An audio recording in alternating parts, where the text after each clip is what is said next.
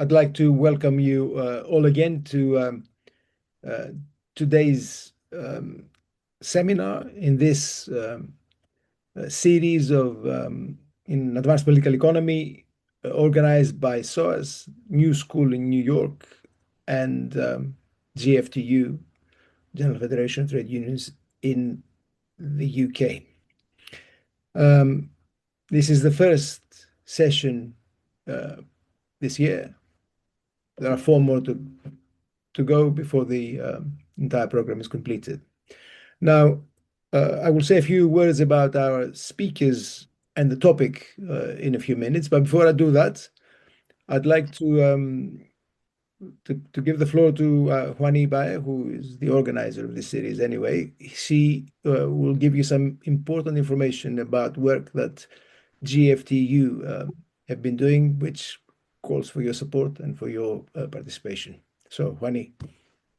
Thank you. Yeah, today I wanted to introduce a new exciting project that we just launched this Monday. So, as you all must be familiar by now, this is a knowledge transfer partnership between SOAS Economics Department and GFTU.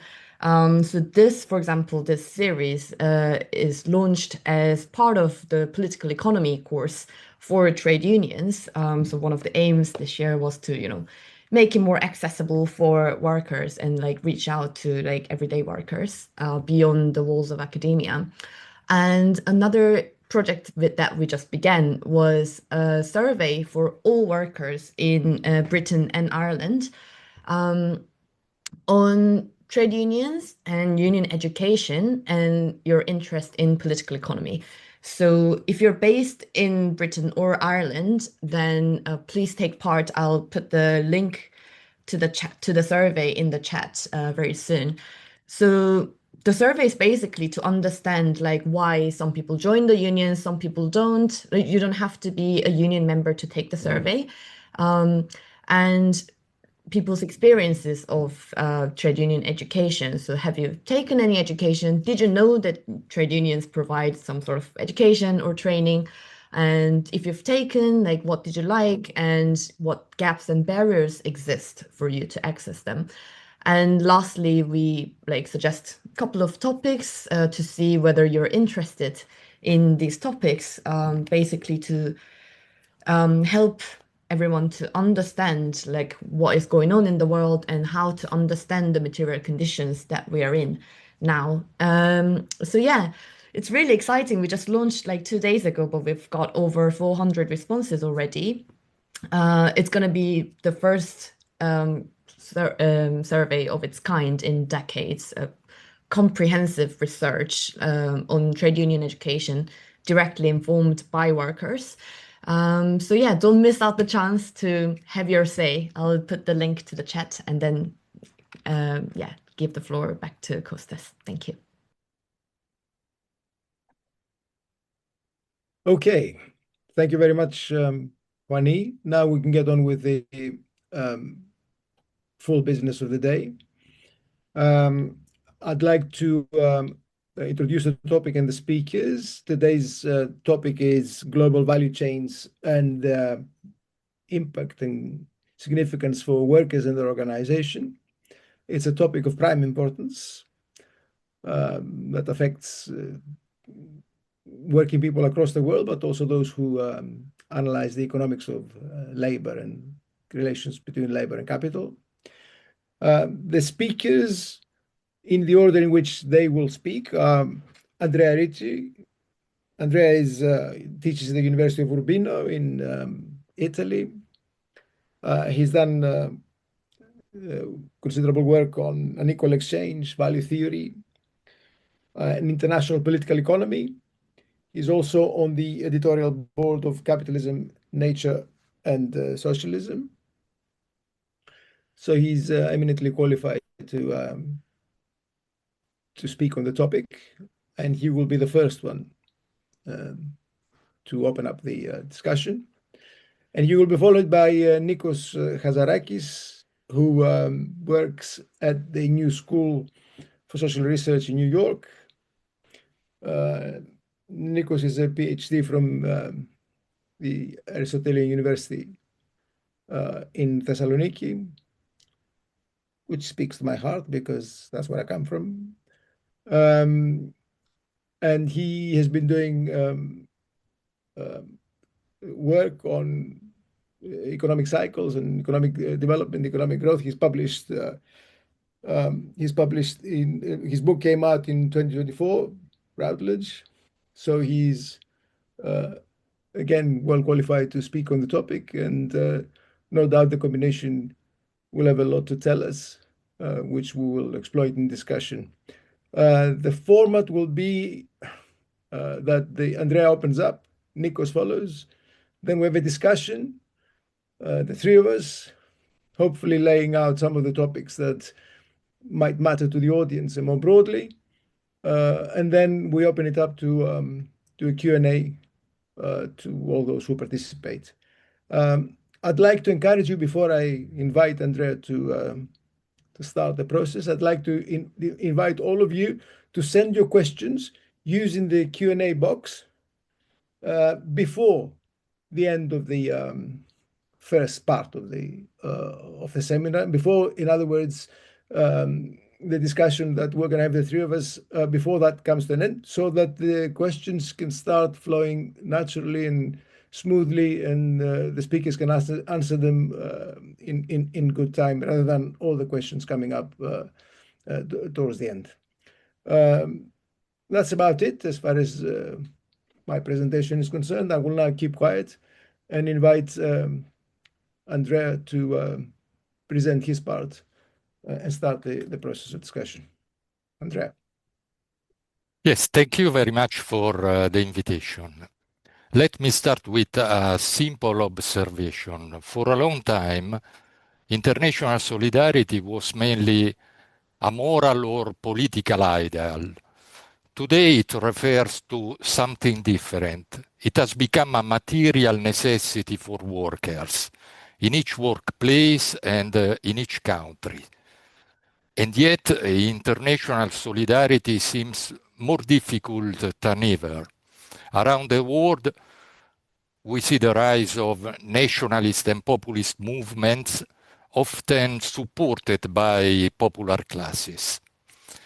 This is not a paradox, nor is it a mere ideological manipulation. It is the result of deep transformations in the organization of global production.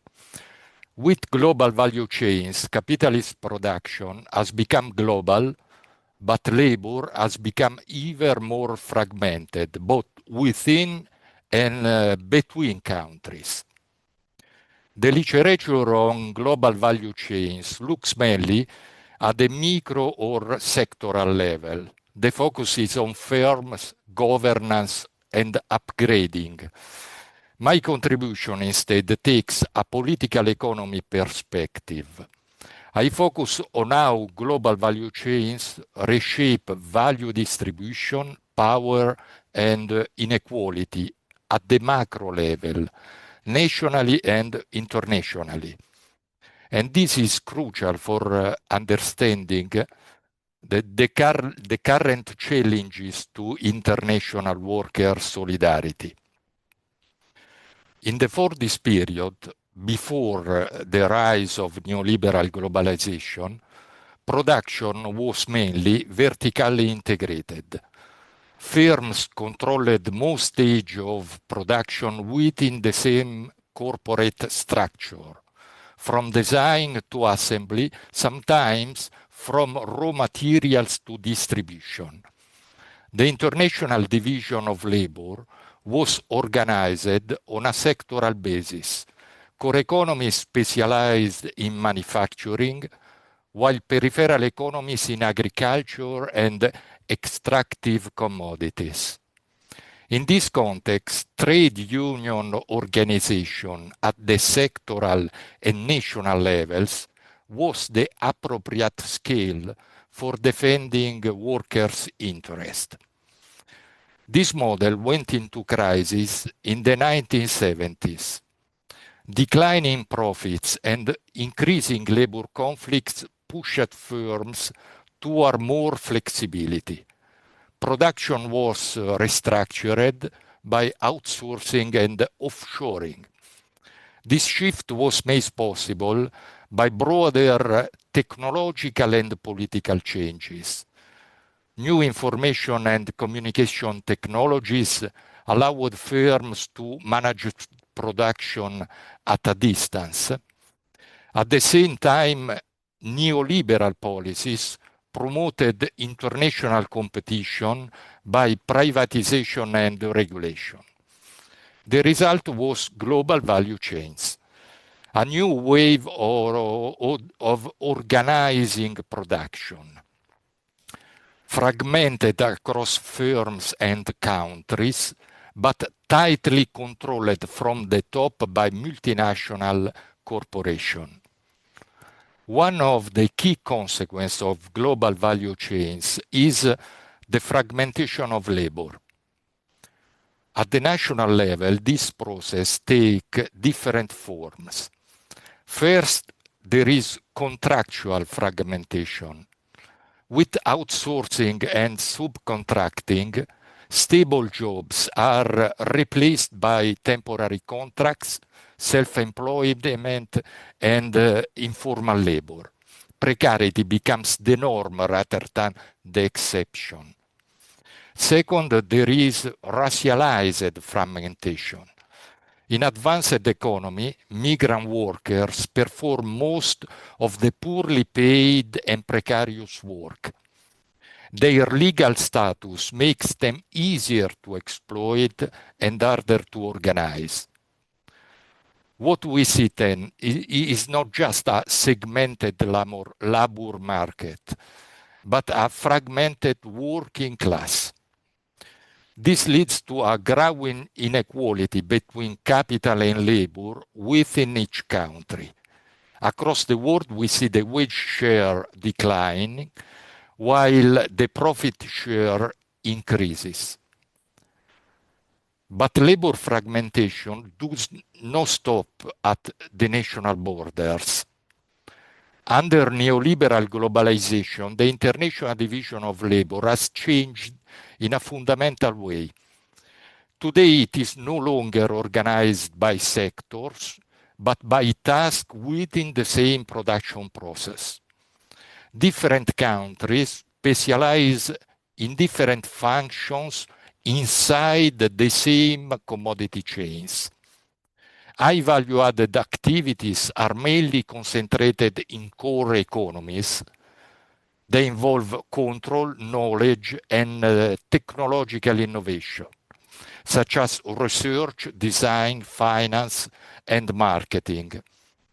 By contrast, peripheral economies specialize in natural resources and labor-intensive stages, where competition is strong and value added is low, such as raw materials, component production, and final assembly. This reorganization of production reproduces relations of dependency in new form. Workers and firms located in subordinate position within global value chains are systematically penalized. In this new hierarchy of global production, peripheral industrialization does not automatically translate into convergence in per capita income. Uneven development, therefore, remains a structural feature of the contemporary world economy. Under neoliberal globalization, unequal exchange intensifies. This is due to the sharp increase in international trade and the widespread adoption of export-led growth strategies. Within global value chains, competitive price formation reinforces monopoly power and wage differentials as sources of unequal exchange. This production hierarchy goes together with a currency hierarchy based on unequal international purchasing power. The result is that labor performed in different countries is not equally validated in the global market. A significant share of the value produced in the global south is captured by firms located in the global north. By fragmenting labor both within and between countries, global value chains link the North and the South into a single structure of exploitation and inequality. On this basis, we can better understand why international worker solidarity is both difficult and necessary. In the past, international solidarity was hampered by what Lenin called a labor aristocracy. Sections of the working class in the North could believe that they were sharing the benefits of imperialism. Higher wages, more stable jobs, and social protections were partly financed by colonial and imperialist rents. Today, this situation has changed. Low wages in the South become a source of pressure on wages and working conditions in the North. The permanent threat of relocation within global value chains operates at a strong disciplinary power on labor. In this context, workers are placed in competition with each other. This race to the bottom undermines international solidarity. But it is no longer to gain benefits, but to reduce damage. This is the trap created by labor fragmentation. The collective dimension of class disappears, and what remains is the individual weakness of workers across the world. On this basis, a key conclusion becomes clear. Today, workers across North and South face the same structural problem. They are integrated into a global production network that systematically undervalues labor everywhere. Under these conditions, international solidarity is no longer an ideal. It is a material necessity created by the way global production is organized. As long as workers remain divided on national lines, capital can continue to exploit global differences.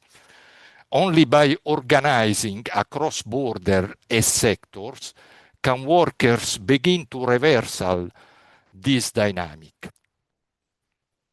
However, such a level of global organization implies that international worker solidarity cannot remain confined to trade union action. The structural weakness of labor does not originate within firms or sectors. It results from the global economic structure. Production fragmentation forces class recomposition beyond the workplace and nation, at the level of global society.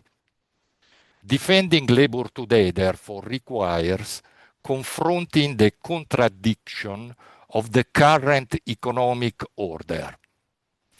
Neoliberal globalization has not only produced a social crisis, it has also accelerated a global ecological crisis. Here, global value chains play a direct role. International shipping, intensive resource extraction, and massive waste are major sources of carbon emissions. Therefore, the valuation of labor and the valuation of nature are not two separate problems. They are the joint result of the same economic model based on profit, competition, and unlimited growth. For this reason, international worker solidarity must also connect with struggles over social and ecological reproduction. This includes women's struggles against the unequal social organization of care work, as well as the struggles of peasants, indigenous peoples, and rural communities against ecological dispossession by global capitalism. These social subjects are central to how societies reproduce themselves. All of them depend on global capitalist markets to secure their means of subsistence. This makes them an integral part of the global working class, alongside wage labor. Defending labor today, therefore, also means defending land, water, ecosystem, and the condition of social reproduction. These objectives are not opposed. They are complementary. This implies that international solidarity cannot aim to extend the consumption level of the global north to workers in the global south. This is impossible, not only economically, but also ecologically.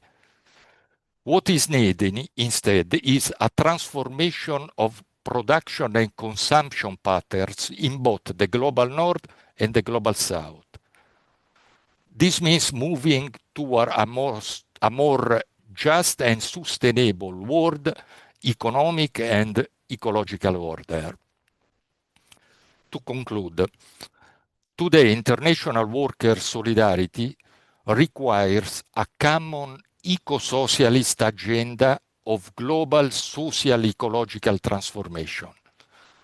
This perspective can be articulated around two axes.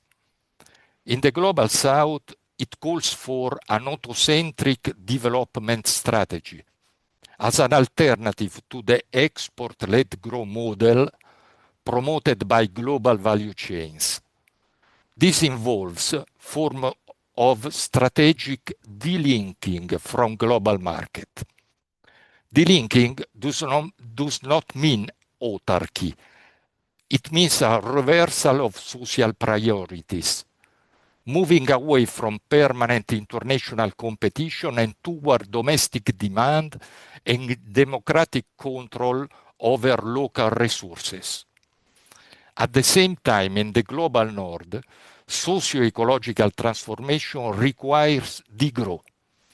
Degrowth does not mean austerity for workers. Like the linking, it means a shift in social priorities, away from material overproduction and overconsumption and toward social and ecological needs. The linking of the South and the growth of the North are therefore complementary responses to the same global system of labor exploitation and ecological destruction. Both require a more equal distribution of power and wealth within and between countries. Both challenge the idea that the market should be the main coordinator of social and economical life. Instead, they point to form of democratic planning from the local to the global, based on social needs, ecological limits, and collective priorities. Within an eco-socialist perspective, workers in the global north and the global south can find a common ground, not by competing, but by fighting together for a different model of development and social life. Thank you for your attention.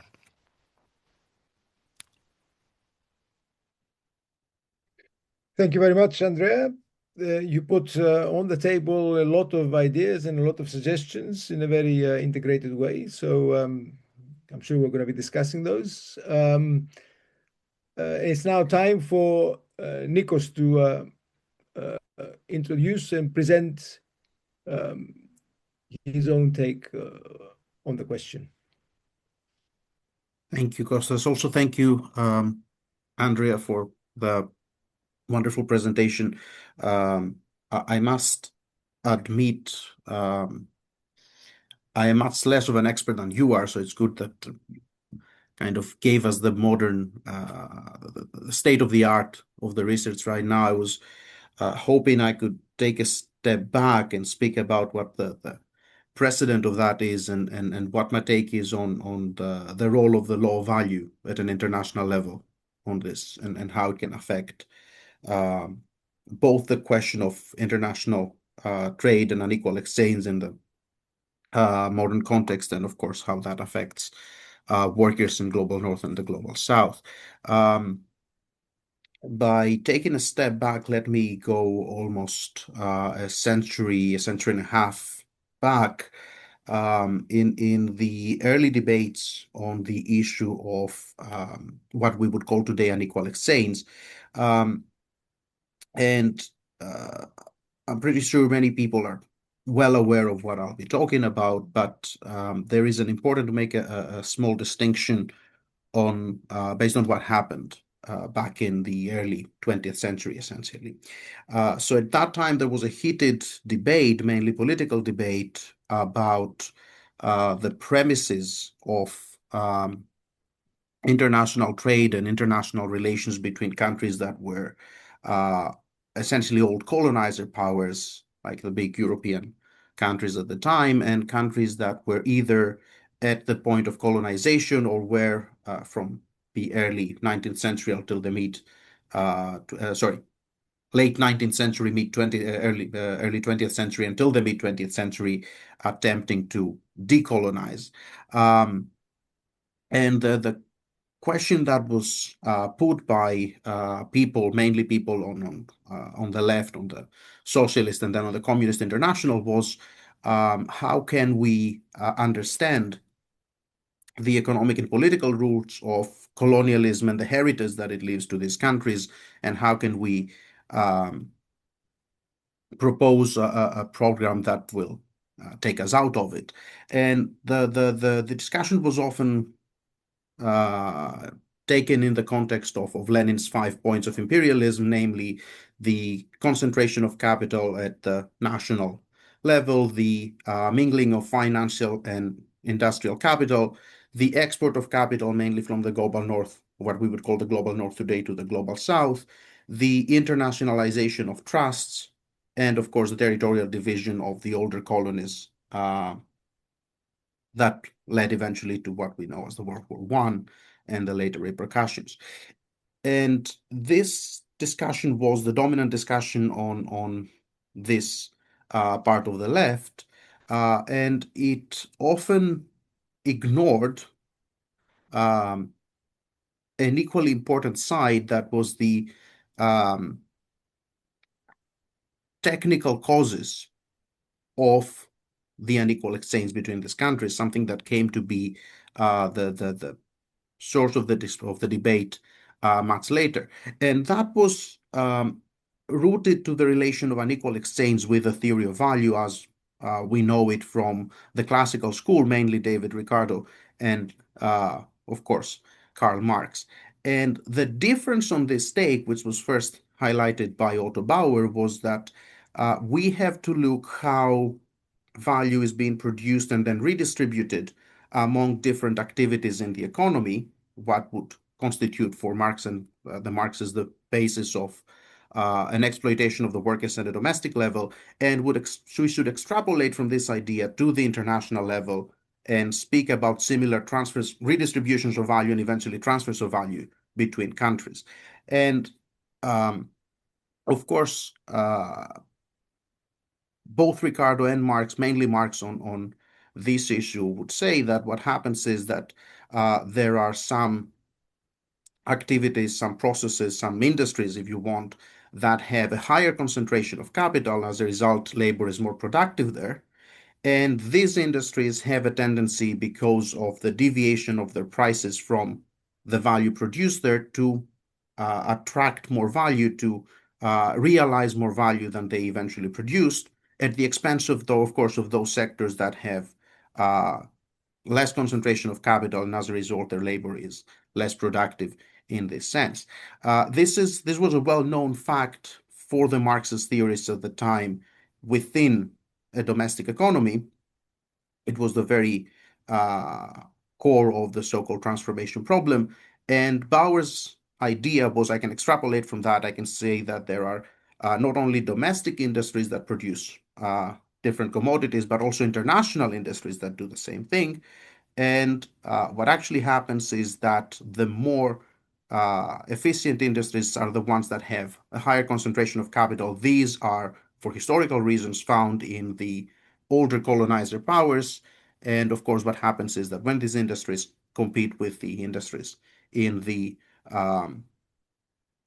former colonies, of course, the competition makes it that the prices regulated by the industries of the higher concentrated, of the industries with higher concentration of capital in the global north, and as a result, we have a transfer of value from the two.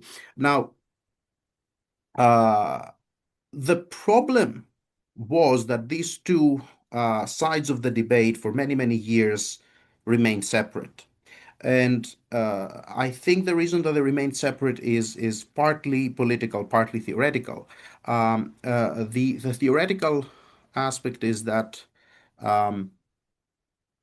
people were trying to focus on issues of, more obvious issues of uneven development, like the concentration of the financialization of capital in the global north versus the territorial division in the global south.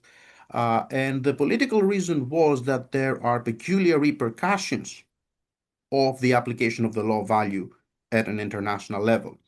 Of course, there was an attempted reconciliation several decades afterwards in the 70s with several theorists coming up with an idea that we can have a law of value at an international level. I should mention, just because there was a recent republication of the book, the work of Argyri Emmanuel on the unequal exchange, who does exactly this job for the first time. He says, let's look how value is produced and then redistributed at an international level, and we will be able to explain how value is transferred from one country to another, and as a result, we'll be able to explain why the global south has a persistent trade deficit versus the global north having a persistent trade surplus. And the fundamental response, not the fundamental response, but the fundamental cause traced by Emmanuel and subsequent theorists was that what happens is, all other things being equal, the wages of the workers in the global south being lower than the wages of the workers in the global north, and the exploitation of the workers in the global south being higher than the exploitation of the workers in the global north allows for these transfers of value. And as a result, what happens is that the global north is kind of exploiting the global south. The result of this fundamentally agrees with the understanding of the more Leninist interpretation of imperialism, that there is a global north that can kind of exploit the global south, but allowed for an additional dimension that was often ignored. And that is that the two dimensions that we should focus is, first of all, technological differences indeed that allow workers in the global north to be more productive. And by more productive, I mean what? That within an hour, they can produce more value than the equivalent 1 hour in the global south. But also that the workers in the global north are being compensated more than the workers in the global south. And this creates a wonderful duality. First of all, we can see, and this is a follow-up from older discussions, that the workers in the global north are, in a sense, and this is the politically dangerous, or not dangerous, but concerning path to follow, the workers in the global north are, in a sense, participating in this mechanism of unequal exchange. By being compensated more versus their equivalent workers on the global south, they are allowing the mechanism of unequal exchange to take place. At the same time, the dual of that is that the capitalist class in the countries of the global south, by being subordinated to the capitalist classes of the countries in the global north, do not, you could say, follow a development path, do not allow their countries to follow a development path such that would make their workers equally productive and, by extent, less exploited. So not only the workers in the global north participate, but also the capitalists in the global south are quite happy to be part of this mechanism of unequal exchange. They prefer their country, in a sense, to be less developed and by extent to be losing in this term of transfers of value. I made all this sideway, rather arcane, talking about the transfers of value and how industries in the global north, global south, etc., have different concentrations of capital, which create this inequalities, because I want to highlight an important path, and that's, I think, where the global value chains in today's world come into play. The fundamental problem for a great number of theorists and political discourses today is that they talk about the global value chains, the unequal exchange, the trade deficits, and the twin deficits, by extent, in context of the global north, global south division, or even divisions within the global north and within the global south, without making the step back and asking what is the fundamental problem that we have to address. And the fundamental problem that we have to address, at least that's I think the result of this proposed reconciliation of that earlier two debates, is that we should come to accept that the law of value starts operating at an international level. And what does that mean? The law of value in its purest form means that all workers being engaged in capitalist production exchange, first of all, they exchange their labor in unequal terms, so they're being exploited, and the commodities that they produce are bearers of socially necessary abstract labor. As a result, the quantities of labor that these commodities bear can be exchanged with one another. So there is a sort of ability to exchange different quantities of labor, and as a result, different workers, with different capacities, different skills, are equalized. This equalization of different workers is also part of their alienation. They become they become the represented by the commodities they produce, instead of being themselves individual personalities. The problem with the global value chains in both its theoretical and its political dimension in this extent is that it allows the law of value to operate international without any barriers. What do I mean by that? I think I'm moving back and forth. In the old, more traditional industrial capitalism that many of us envision when we talk about the labor of value, the law of value, the easier way to equalize a worker's labor with another worker's is the fact that we can all go in a conveyor belt, and our capacities, our productivities are being equalized by the regular operation of the conveyor belt. Of course, that doesn't happen at a global level. Workers in, let's say, the Democratic Republic of Congo that work in very informal conditions, mining critical minerals, are highly different from white-collar workers in the UK, the US, Germany, and so on. They work in completely different environments. They have a completely different conceptualization of productivity. However, by extent, that means that we cannot make this example of a conveyor belt that would regulate our different productivities, make us all essentially the same, and allow our different labors to be exchanged the same way. Global value chains, as Professor Ricci already mentioned, allow us to see production at a global scale and essentially play the role of this imaginary conveyor belt. So on the one hand, they allow for our labor to be exchanged in quote unquote equal terms. The terms are not equal again because remember, higher wages in the north, higher rates of exploitation in the south. And at the same time, they bring this alienation at a global level. So the workers of the global north that partake the higher wages are alienated from the workers of the global south receiving the lower wages.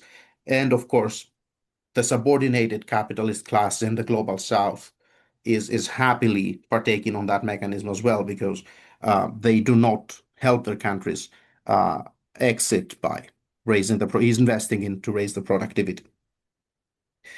This means, of course, that unlike all the promises of, convergence in terms of growth, even within happy trade and monetary unions, I'm thinking of the EU, I'm thinking of NAFTA, I'm thinking of the proposed Mercosur today, I'm thinking of the South Asia agreements and so on, that unlike all the promises that growth can actually catch up even within this nice internationalized markets, what we see is the inequalities widening. And the question is, once we have a socialized labor at an international level and an abstraction of labor at an international level, we should fight back on the alienation at the international level. I would like to close all this kind of historical perspective on the question of value at an international level and how the global value chains come to take a place on it by putting up two questions. One is mainly theoretical, and that's where my work has started on this direction, and the other one is mainly political. I think we should go back to this attempted reconciliation of the law value and how the price value deviations allow for an equal exchange of labor between different countries with the traditional theory of imperialism and how the concentration and financialization of capital in the international level create those conditions. This is a puzzle that is often pointed out but never resolved. People who work on the one side fail to look at the other and vice versa. The political repercussion and the political question I'd like to bring in is again quite historical. I think that what we frequently lack today is what workers back in the 19th century had long understood. All these debates happened in the context of the second and third, the Socialist and the Communist International. And the Internationals was originally perceived as collective bodies of trade unions and political parties that would represent workers in an attempt to secure solidarity, not only as an ideological, but also as a very material issue between workers in different countries. What happens today is that we see a reshaping of the world. We see on the one hand, the global value chains reorganizing production around the world, and as a result, reorganizing the abstraction of labor around the world. And on the other hand, countries like the US reshaping the world order in terms of the international law.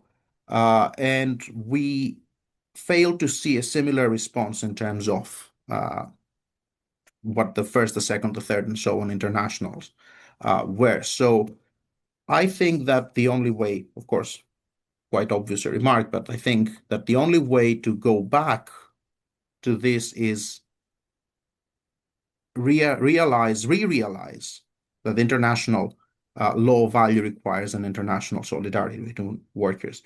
And I can close my long moral essay over here. Thank you very much. Thank you, Nico, that's very broad and deep and historical at the same time. I think it complements very well the first presentation we had from Andrea. So it gives us both empirical, contemporary, and theoretical, and all the stuff to chew on.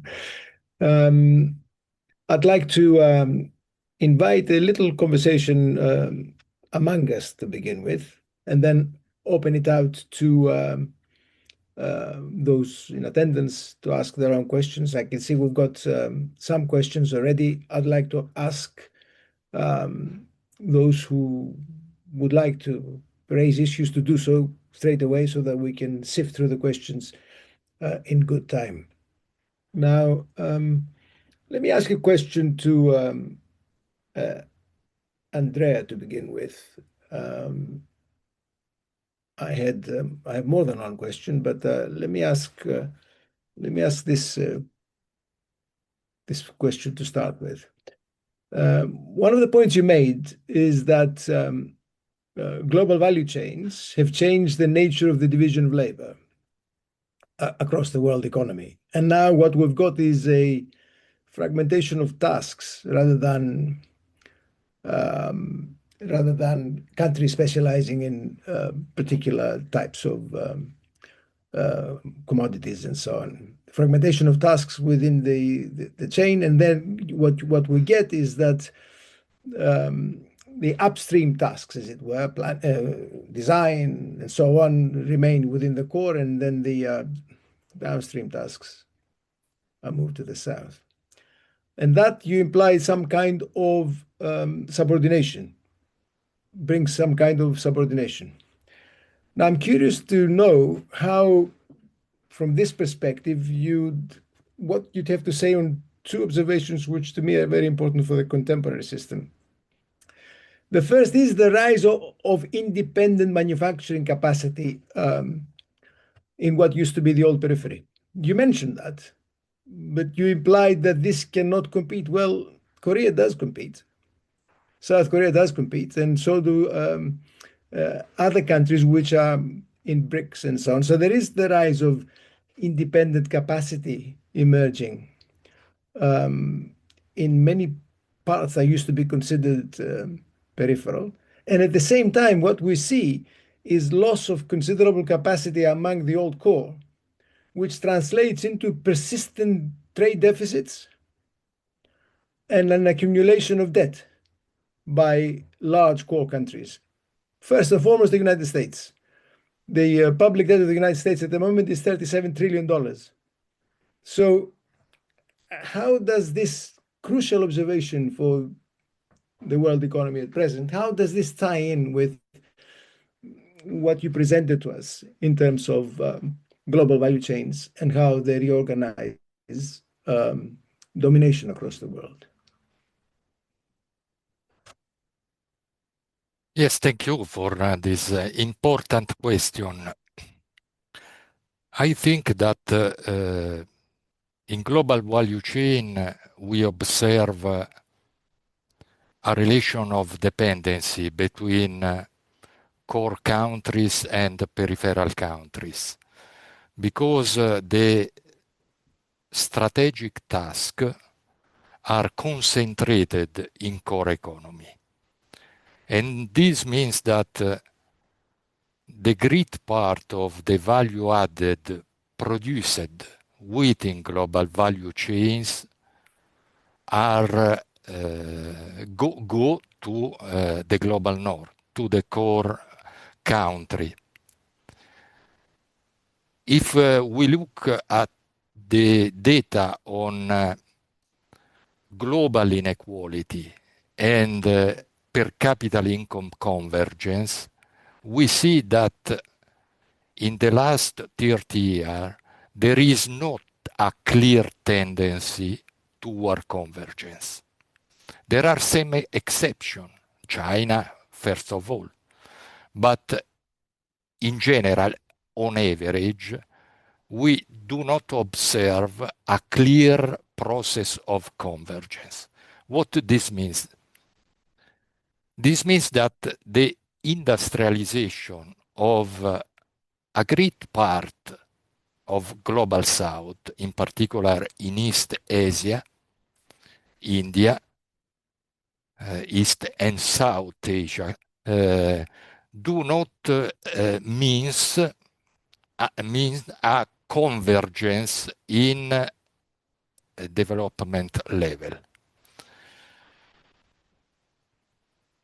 The first reason of that, I think, is the permanent of a technological dependency of periphery toward the center. It's true that there are some exceptions. I don't think that today, for example, South Korea is periphery. Today, South Korea is a part of the center. Is one of the few cases of upgrading in the world hierarchy. I don't think that South Korea is very different in terms of development level from many countries in Europe, for example. So if we consider European Union as a center, also South Korea is a center. But these are few exceptions. So I think that the polarization of the global economy has not disappeared with global value chain and peripheral industrialization. There is also today a relation of subordination and a mechanism of unequal exchange and value transfer that is in favor of the core.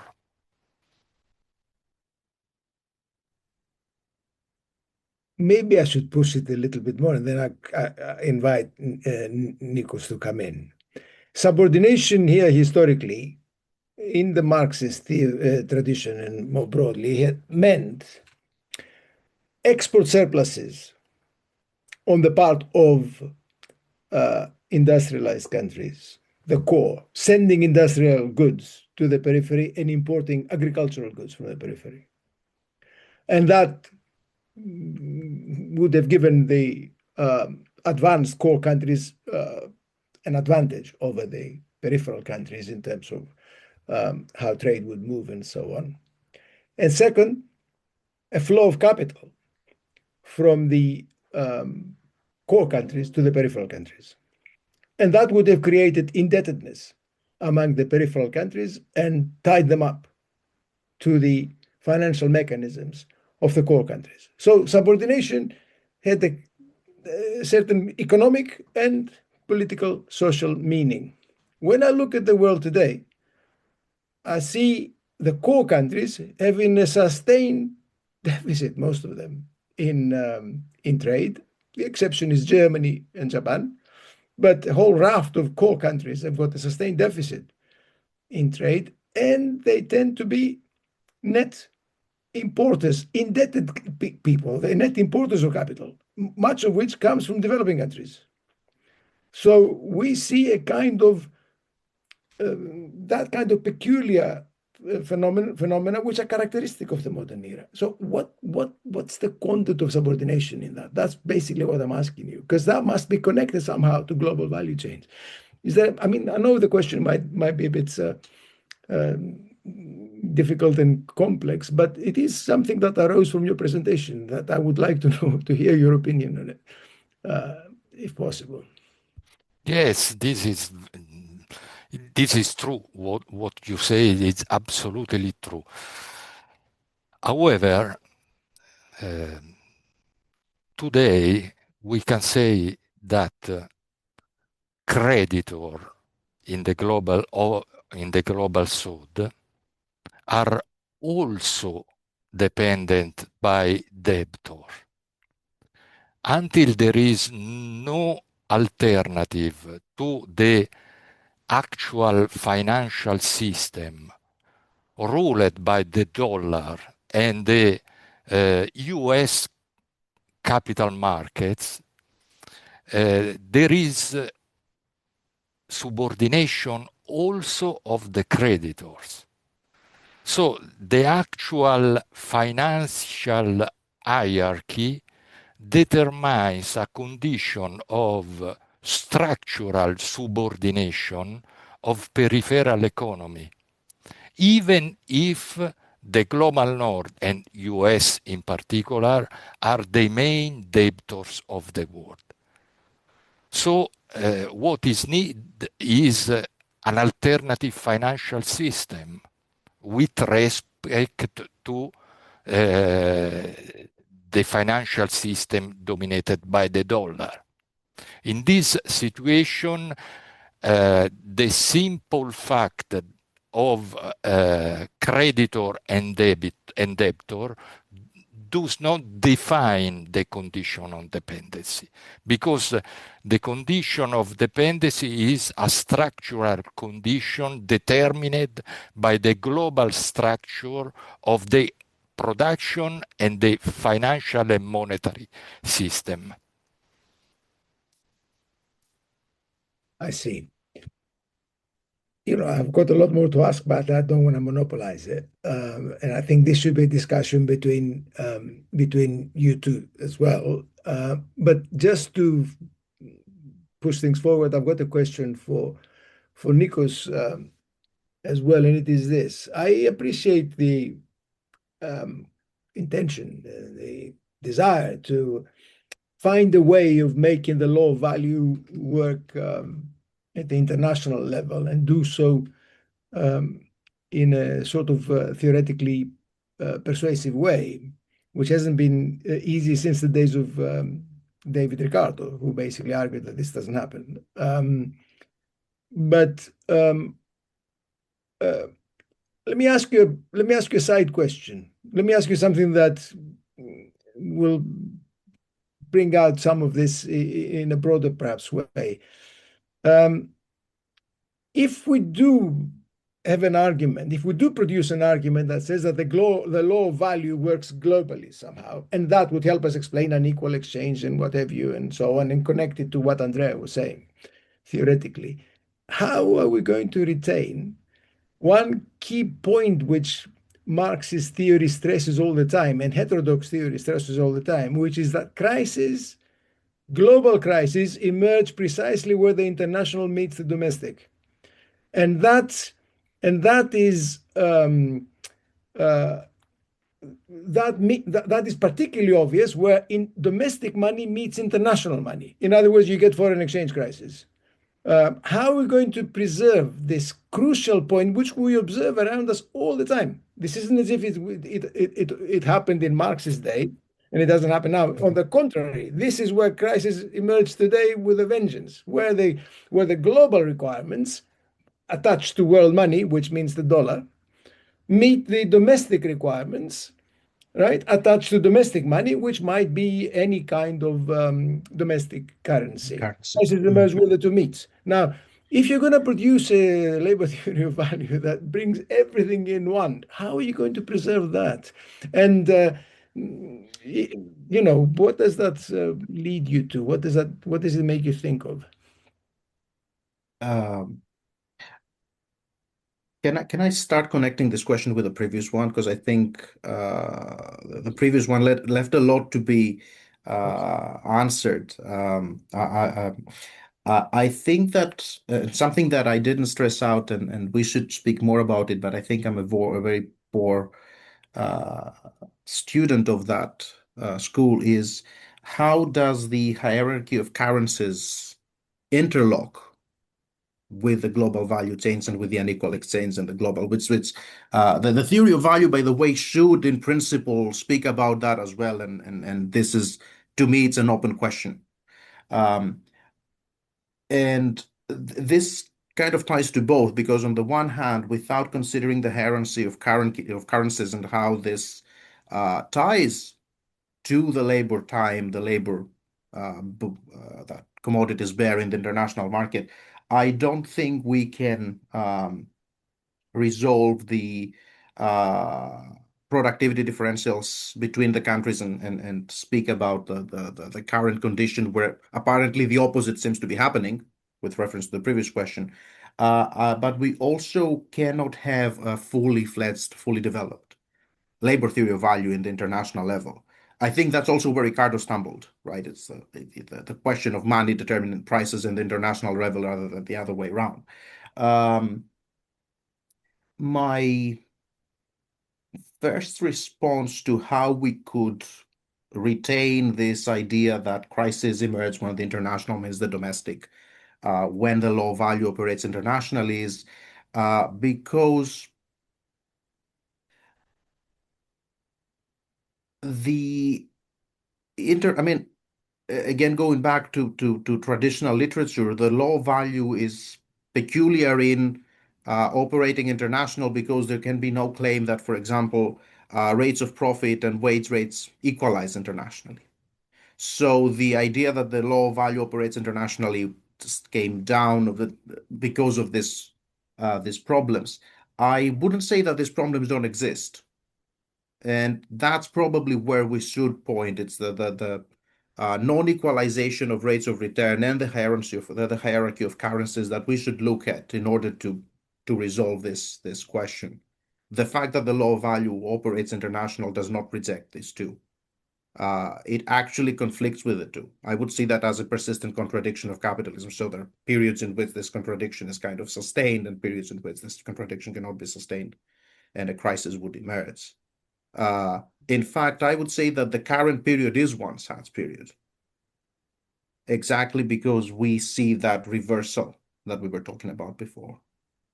I think that we are in a transitory period from something to something else, and we cannot really make strong arguments about it without resolving these questions. This non-equalization of rates of return on the one hand, and the hierarchy of currencies on the other. Okay, I think enough was said at this stage. I want to open it up to discussion among you. You might have issues that you want to raise with each other, and then move on to what our audience has already asked. There are quite a few questions coming up here. So, are there any issues that you wish to raise and ask each other? Yes, I have one question to Nikos about the international law of value. My opinion is that we need to differentiate two levels.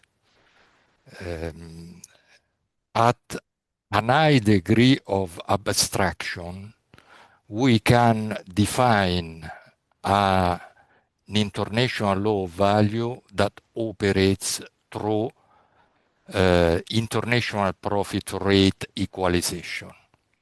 This is the structural tendency inherent in the capitalist mode of production at the international level.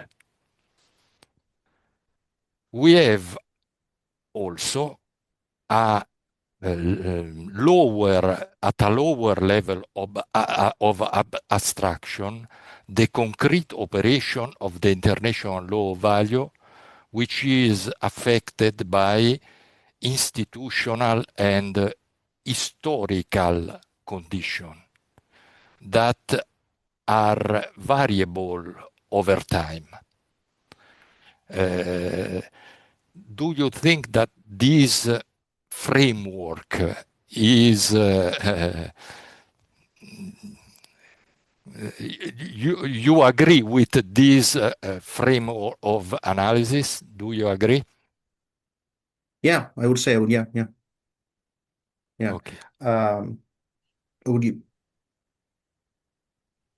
Sorry. Is the question going on, or could I? Yes. No. Okay. It's finished. Okay, so yeah, I fully agree with the levels of abstraction. In fact, one of the of my issues when I engage with the two different debates in the history, in the literature, already from Lenin, Stein, and Luxemburg and Hobson, was exactly that the one level of abstraction was not communicating with the other. So we can imagine this idea that we construct an international price system where, to a certain extent, we have a uniform rate of profit, etc., etc., a very standard Straffian or whatever context, and we could do all the price value calculations and speak about the unequal exchange in the very traditional way. And this is not in touch with the actual institutional and historical conditions that have pushed one country here and another country there, and actually do not allow for some of our assumptions to hold. I think that something that must be brought up is that there are more than one mechanisms of unequal exchange. And I mean, if one looks at, for example, the historical debate, Emmanuel Mandel, Bettelem, and so on, there is this idea that there are wage and productivity differentials. Then there's the idea that we have the different complexity of the commodities and so on. I also think we should be looking at the question of the hierarchy of money and the and how labor is being exchanged for a global money. If we can speak about something like a world money, we can speak about that. Because to give you two very concrete examples about that, if I take Spain, Italy, and Greece versus Germany within the EU, or Mexico versus the US in the NAFTA, and I compare their tradable sectors, right, and the commodities that they can both produce and they can trade on. This is a completely different context, and I have a completely different mechanism of unequal exchange than when I'm looking at for example, the Democratic Republic of Congo versus China, where we have production of critical minerals in Congo that are being exported to China. So in the one case, we have commodities that are produced in both cases, and they are exchanged within a very well structured international market with a relatively free mobility of capital. And in the other, we have a commodity that is not being produced in both countries, being exchanged and transferred. The transfers of value work under different frames. I think that there are multiple such mechanisms, and one should trace them all before looking at what actually constitutes an unequal exchange. Okay, It, thank you. I think this can run and run. So Yeah. I don't really want it to run and run because we've got questions that have come up that go to the political and policy heart of what we've been discussing so far, and I want these to come to the fore. So the questions that we've got from the audience touch upon what we've been mentioning here.